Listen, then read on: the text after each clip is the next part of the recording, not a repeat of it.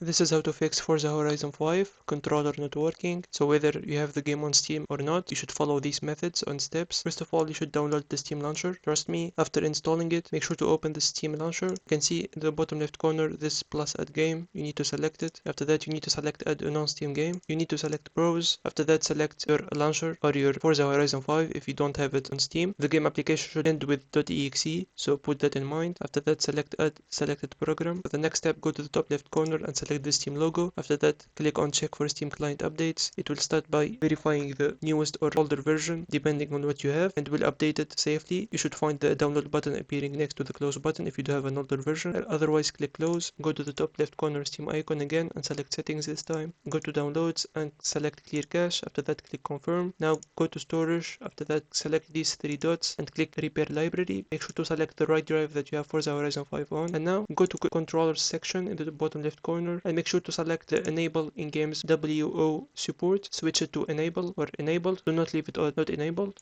For the next step, go to library, select collections. After that, look for Forza Horizon 5. Once you select it, click on this gear icon and select properties. After that, go to installed files and make sure to click on verify integrity of game files. It will start by verifying the original files of the game, and any corrupted file will be automatically recovered, including the one related to the controller issue. Wait for the process to finish. Now you can close this, and the next time you're going to launch Forza Horizon 5, you should open the Steam launcher, and then you can open the game or the launcher that you have the game on from this game collection. For example, they have the game on Epic Games. You need to select it and select play and open it from here so you can have the controller privilege. That's it. You can also try going to settings, going to Windows Update next, and then download and install the latest Windows updates in order to prevent any glitch happening in that site. And that's it. If you do find it helpful, consider subscribing and see you on the next one.